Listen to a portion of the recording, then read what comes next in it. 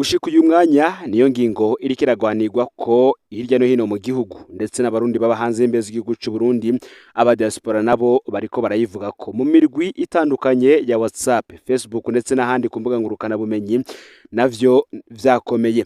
Bakavuga ko inyishu bakeneye yonyene ari inyishu izotangwa n'ibiro vy'umukuru w'igihugu.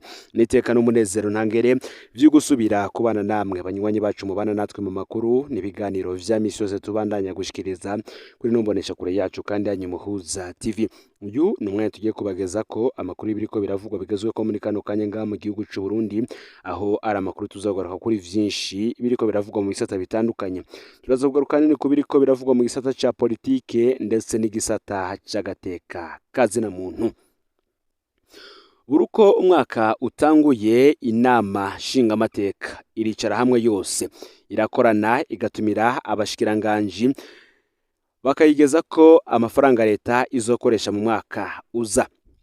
Muri ayo mafaranga haba harimwo amafaranga agenewe umuryango w'umukuru w'igihugu uzokoresha mu mwaka, akazamwo agenewe abategetsi bakomeye bo hejuru, akazamwo ndetse n'amafaranga leta izokoresha mu gushigikira imigambi iterambere ku banyagihugu. Aha harimwo ingurane zihabwa urwaruka ruba rugiye kwiteza imbere, hakazamwo amahera abagenewe kongereza umuyagankuba ku banyagihugu, amazi meza n'ibindi. Aha rero hajemwo uyundi mugambi, aho hari imiraridi 247 zari zagenewe gutanga inkwavu mu banyagihugu nk'umugambi wa Perezida Varisito Ndayishimiye. Ubundi mu mafaranga leta y'u Burundi yari yategekanije gukoresha kuva ku igenekerezo ya mbere ukwezi kw'indwi umwaka weze w'ibihumbi 2023 gushika ku igenekerezo ya 30 ukwezi kwa gatandatu uyu mwaka w'ibihumbi 2024, harateguwe ayashika imiraridi 247 y'amarundi yaragenewe gutanga inkwavu mu banyagihugu, mu gihe imiraridi 3.5 yaragenewe gushiraho ikigo cyo kurwiza ubukwavu. Aya mafaranga rero ntiyashizwe mu bushikiranganje bujejwe ubworozi, yahawe umukuru w'igihugu ngo atange inkwavu mu banyagihugu. Ejo haheze nibwo Pacifique Nahazwe ku rubuga rwe rwa Facebook yabajije abanyagihugu bo mu mihingo itandukanye igiciro c'agakwavu, ngo zimwe mu nyishu yaronse zitandukanye henshi bamubwiye ko urukwavu rugugwa hagati y'amafaranga 15,000 y'amarundi ndetse n'ibihumbi 30.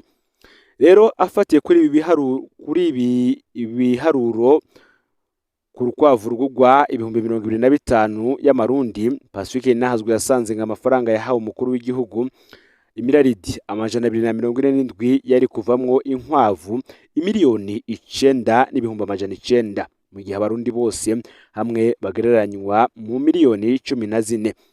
Ni ukuvuga ko nta murundi akuze ataba yararonse urukwavu, nta rugo rwari kuronka munsi y'inkwavu zitatu. Baramutse batanga inkwavu ntonto z'amafaranga 15,000, naho hari kuvamwo inkwavu imiliyoni 16 ndetse n'ibihumbi 500. Izo rero ngo zikaba zirengeye igitigiri cy'abarundi bose. Benshi rero bakavuga ko batigeze babona ivyizo nkwavu. Bamwe bati ese uyu mugambi wa Perezida Varisito Ndayishimiye w'inkwavu woba ugiye kuba nk'amavoka ya Perezida Nkurunziza? Habajijwe abanyagihugu mu mihingo itandukanye uko igikorwa cyo gutanga inkwavu cagenze, benshi batanze inyishu zitandukanye. Umwe akavuga ko inkwavu zahawe abanywanyi ba CNDD-FDD gusa, abandi bo bakavuga ko mu duce bavamwo batigeze babona aho inkwavu zitangwa, bakemeza ko atanumwe yazihawe. Abandi bo bishiye ko ariho bacumva ivyo bintu. Benshi bati ahantu rero nibwo hakenewe inyishu y'ibiro vy'umukuru w'igihugu, kuko imiraridi 200 murantunge imiraridi 247 zavuyemo inkwavu zingahe? Ese izo nkwavu zatanzwe hehe? Zatanzwe ryari? Abazihawe batowe gute? Canke niziratangwa? Nimba zitatanzwe amafaranga zigenewe yoyo ari hehe? Kuko benshi bagendera kuri ibi biharuro vyatanzwe vy'amahera yari gukoreshwa mwaka uheze w'ibihumbi 2023 mwaka w'ibihumbi 2024, basanze aya mafaranga n'ubundi ataco yigeze akora. Ni mu gihe mu kiringo ca mbere ca Perezida Nkurunziza havuzwe cyane umugambi wo gutera ibiti vy'amavoka n'ibindi vyamwa mu gihugu cyose. Amamiliyaridi yarateguwe agenewe ico gikorwa. benshi mu bakoze amatuta y'ivyo vyamwa bamaze imyaka n'imyaka batarishwe amafaranga yabo. Ikibazo ndetse carigeze gukomera kiraduga gushika ku muhuza w'abarundi. Ubuho amafaranga agenewe gutanga inkwavu ntazomera gutyo. Ni mu gihe ngo hano hari ikindi kibazo gikomeye. Ibintu vyo gushira ku mukuru w'igihugu amafaranga yo gukora imigambi ya leta, ngo ayo mafaranga araheza agasuzumwa gute ko yakoze ico yagenewe. Inama nshingamateka na nkenguzamateka ziratuma ko abashikiranganji canke umushikiranganji wa mbere ngo gusigura ingene barangura imigambi. Ariko gutuma ko umukuru w'igihugu ntibishoboka. Kubera iki rero ayo mafaranga adahabwa ubushikiranganji bujejwe igisata abagenewe kugira ngo abe arico gishira mu ngiro ivy'uwo mugambi. Aba rero akaba aribo bariko baratanga ivyumviro bitandukanye cane cane bagendeye ku mahera aba yatanzwe kugira ngo iyo migambi yose y'iterambere ku banyagihugu ishirwe mu ngiro, ariko bigaheza bikarangira ata mugambi n'umwe ubaye. Ese wewe aho uherereye woba warashikirijwe agakwavu? Gira ico ushikirije muri commentaire. Mu gisata kirabana n'agateka kazina muntu rero tugiye kugaruka kuri dossier ikomeye cyane y'inyuruzwa rya Patiri Ndayikengurukiye. Ese yazize iki? Uyu yanyurujwe n'iperereza. Tugiye kubageza ko nido kwikubagurwa ryiwe. Ni mu gihe ari benshi bama bandika babaza ico Patiri Olivier Ndayikengurukiye yoba yarakoze catumye iperereza ry'u Burundi rimukorera amabi araho. Uyu munsi rero twashimye kubasangiza ivyo twashoboye kumenya mu vyashikiye uyu mupatiri wa Ecclesia Katolika. Tubibutse ko Patiri Olivier Ndayikengurukiye avuka muri komine Nyabiraba mu ntara ya Bujumbura rurari. Uyu akaba ari mu muryango w'abamisiyoneri ba Afrika. Akaba rero asanzwe arangurira ubutumwa bwiwe mu gihugu ca Mozambique. Reka tugaruke ku vyago Patiri Olivier Ndayikengurukiye yahuye navyo. Patiri Olivier Ndayikengurukiye yagize ivyago mu gihe ari mu karuhuko mu Burundi. Hari haciye igihe gito ahejeje ikiruhuko c'amezi abiri aca arasubira muri Mozambique. Niho rero yabona pasiporo yiwe iri mu guheza igihe aca asaba kugaruka mu Burundi kurondera iyindi pasiporo. I Bujumbura yashikiye mu kigo ca Congregation des Missionnaires d'Afrique kiri kuri Avenue Muyinga, quartier ANCS muri zone Rohero. Mu nkuru ya mbere yatanzwe ubwo havugwa inyuruzwa ryiwe ngo hoba harabayemwo ivy'agakosa, ngo ntabwo yabikiriri ahubwo yaba ngaho mwirohero. Hari ku munsi wa gatanu rero igenekerezo rya 4 gitugutu y'umwaka w'2024 ku mugoroba niho Patiri Olivier Ndayikengurukiye yaje kuramutsa mukuru we, mbere baraba aho bicara barasangira. Mu gihe rero bari bicaye aho hantu nibwo babona ko hari imodoka iguma igenda igaruka hafi yabo, bibatera amakenga. Baca barafata ingingo yo gutaha. Mu gutaha bafashe taxi imwe, Patiri Ndayikengurukiye, mukuru we n'umukenyezi wa mukuru we. Taxi bumvikanye ko ishikana ubwa mbere uwo muryango wa Patiri, hanyuma ikabona kujana Patiri hamwe yashikiye. Ariko mu kuvuga haba Patiri yari yagenekereje taxi hafi yaho yashikiye. Ya taxi imushikanye aho yavuze iranka kubandanya ngo imushikane hamwe aba. Patiri nawe yabona ari hafi cyane ku buryo atokongera ko ayandi mafaranga, acashima kuhagenda n'amaguru. Bugingo Patiri yarashitse hamwe yashikiye agira dodore ngo bamwugururire, niho ya modoka nyene bari babonye yacishika. Abayirimwo baterura Patiri Olivier Ndayikengurukiye bamuterera muri ya modoka, agerageza kwigwanira, bamufuka igitambara mu maso, bamukubita akantu mu gakomokomo, aca aratakaza ubwenge. Yasubire gutora ubwenge rero yisanga ahantu atazi. Patiri Olivier Ndayikengurukiye ntigeze amenya ikibanza yapfungiwemwo, naho ibimenyetso vyinshi vyerekana ko yari mu minwe y'iperereza canke y'abantu bakorana n'iperereza. Ntabwo yapfungiwe mu bushobozi buzwi bw'iperereza. Amaze gutora ubwenge rero niho Patiri yatangura kuborezwa igufa, abazwa ibibazo bitandukanye. Mu vyo bajijwe harimwo umwidondoro wiwe be n'urutonde rw'abavukana. Mu bavukana bashitse ku witwa Calixte, baca bavuga ko ariwe bakeneye. Uwo Calixte nawe bikaba bivugwa ko yigeze guhunga igihugu, mu nyuma aragaruka mu Burundi. Calixte akaba asanzwe asa na Patiri Olivier Ndayikengurukiye. Ngo hari abibaza rero ko Patiri yoba yarafashwe yitiranijwe na Calixte, ariko biragoye kubimenya. Patiri yarakubaguye ku buryo butangaje. Hari utuntu bamuzibagura ku ntoki bakongera bakamukubita mu ngingo z'umubiri. Ni mu gihe bivugwa ko abamufashe bari bafise n'ibintu baza baramupompa buri gitondo agaca ata ubwenge akirirwa ameze nk'ikingingi atagira ubwenge. Kimwe mu bintu bitangaje rero n'ingene abamufashe bavuga ko batazi umwidondoro we kandi yafashwe afise pasiporo yiwe. Pasiporo yiwe ikaba arimwo amadolari 500. Igishoboka nuko agifatwa abo bari bicaranye inyuma mu modoka bamusatse barabona ayo madolari barayatwara bajugunya pasiporo kugira abandi bari mu modoka ntibamenye ko hari amafaranga bamukuyemwo. Igitangaje rero muri iyi nkuru y'inyuruzwa rya Patiri Olivier Ndayikengurukiye nuko abanyuruje Patiri babonanye n'umuryango. Ku munsi wa mbere igenekerezo y'indwi Gitugutu uyu mwaka w'ibihumbi 2024 niho ba bantu bafashe Patiri batangura kwandikira bamwe mu muryango wa Patiri hamwe n'umupatiri wo muri Congregation des Missionnaires d'Afrique asanzwe akorera muri Ethiopia ariko nawe nyene ari mu karuhuko mu Burundi.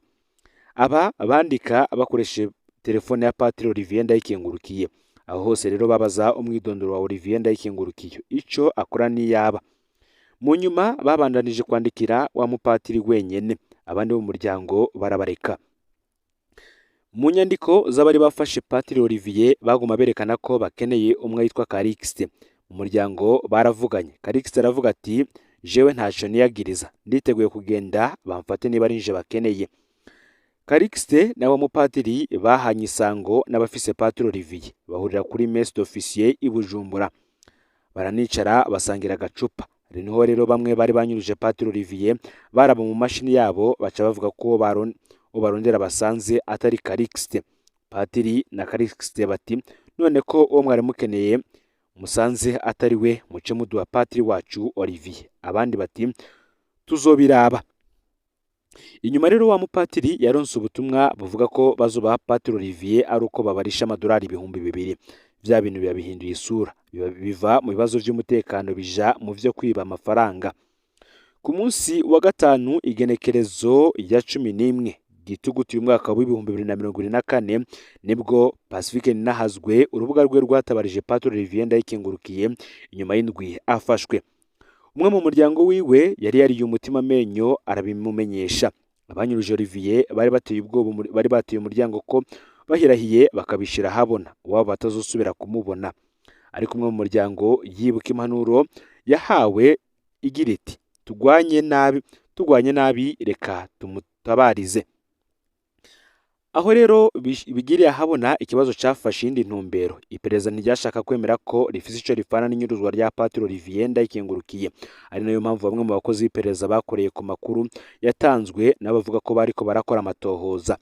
Ni mu gihe bivugwa ko mwishyiramwe ndondeza bafise ivyemezo vyerekana ivyo iperereza ryagira rifurugute mu kwagiriza abatari bo ko aribo banyuruje Patiri Olivier. Kunyuruza Patiri wa Ecclesia Katolika si ikintu gisanzwe. Ikibazo cyaraduze cyane kirashikira na Perezida Evariste Ndayishimiye. Amakuru arakemeza ko Perezida Ndayishimiye yahamagaye umukuru w'iperereza General Major Ildefonse Habarurema batazira Kikongo amuha amasaha 28 kugira Patiri Olivier Ndayikengurukiye abe yasubiriye kuboneka. Ildefonse Habarurema mu majambo yiwe yaravuze ko Patiri Olivier adapfungiwe mu iperereza ariko ahabwa itegeko ryo kuba yatoye Patiri Olivier muri ayo masaha 28. Ni ukuvuga ko Perezida Ndayishimiye we yarabizi ko mu iperereza aribo banyuruza abantu no mu gihe bataba bazwi iyo bapfungiwe. Itegeko ryatanzwe kuwa gatanu mu ijoro. Kuwa gatandatu Patiri Olivier yaciye aboneka. Kuwa gatandatu mu gatondo rero icyizere cyaragarutse mu muryango wa Patiri bita Missionnaires d'Afrique. Agakuru k'itegeko Perezida Ndayishimiye yari yarayatanze karabashikiriye. Amakuru dufise arerekana ko n'aba bakozi b'iperereza bari batangiye kuvuga ngo bagira bakora amatohoza inyuma y'inkuru yatanzwe kuwa gatanu. Ku gatandatu mu gatondo batanze icizere amatohoza yabo arahagarara. Ku murango wo kuwa gatandatu rero ku igenekerezo ya 12 Gitugutu uyu mwaka wa 2024 mu gihe abapatiri ba Congregation des Missionnaires d'Afrique bariko barapfungura hamwe kuri Avenue Muyinga Mwirohero bagiye babona umunyezamu wabo yinjiza mu nzu Patiri Olivier Ndayikengurukiye barumirwa ntibamenye iyo azananye. Mu gitondo cy'uwo munsi Patiri ngo yabonye babantu bamubwira ko bagira umusubizo bamukuye. Mu gihe bari mu nzira bamanuka i Bujumbura Patiri yaragerageje kuraba iyo yoba ari, yahamenye neza ariko yibaza ko yari Muyinga nk'uko amasoko amwegereye yabitumenyesheje. Ico bikoze urugendo rwarafashe amasaha ashika 3 imbere yo gushika i Bujumbura. Abamuzanye bamutereye kuri rya barabara nyene bamukurako baca barigira. Patiri Olivier nta tuguvu yari afise, yagenda nk'uwoborewe, ariko arashobora gushika ku rupangu rw'ababanyi, aradodora, aravuga barondeza, maze umunyezamu aca aramujana hamwe mu kigo ca Congregation des Missionnaires d'Afrique. Patiri Olivier Ndayikengurukiye nta ngoma afise, ariko afise ikibazo cyo gutambuka no gushobora kuvuga neza. Izo ni ingaruka za torutire itangaje yakorewe na vya bintu baza baramupompa. Mu mwanya wa mbere yajanywe mu bitaro Kira Hospital, ariko kubera ko kuri ivyo bitaro ugwariyeyo ataba ari kure kugumana n'uwumugwaza, bagenzi be bashimye kumujana mu kindi kibanza. Hirya y'ejo rero nibwo inkuru yagiye ahabona, yavuga ingene umuryango wa Patiri Olivier Ndayikengurukiye wari kuratabaza kubera hari imiduga y'igipolisi n'iperereza yaguma ikurakuranwa ku rugo rw'umuryango, hakaba n'abaguma baronka amatelefone abazi iyo Patiri agwariye. No kuri ca kigo ca Congregation des Missionnaires d'Afrique hagumye hakurakuranwa abantu bavuga ko bakeneye Patiri wo muri Mozambique. Rero aho inkuru igire ahabona, iryo terabwoba naryo ngo ryoba ryaracureshe.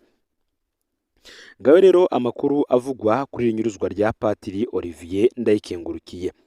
Ni mu gihe kandi dushimye uwo wese afise ico yakoze kugira ngo Patiri Olivier Ndayikengurukiye asubire kuboneka. President Ndayishimiye kandi nawe yaragize neza gutanga itegeko ku barongoye iperereza, ariko kandi yarerekanye ko azi neza ko urwego runyuruza abarundi. Ati abikoreye ko no ku bandi Uburundi bwogira iteka n'itekane. Ndayikengurukiye rero wowe tubanye murano makuru yaragezwe ko muri kano kanya ufyone subscribe canke sabone niba utari wafyina ko kugira ngo tucikanwe n'adushikiriza usangize ano makuru bagenza aho bari hose kugira ngo nabo baje baba mu bambere bashikirwa niba biriko biravugwa bigezwe ko ngaha mu gihugu cy'u Burundi, hanze y'imbezi igihugu cy'u Burundi ndetse no makungu ya kure. n'umuhuza TV Imana bahezagire ibikorwa byanyu vya misi yose muriko murakora.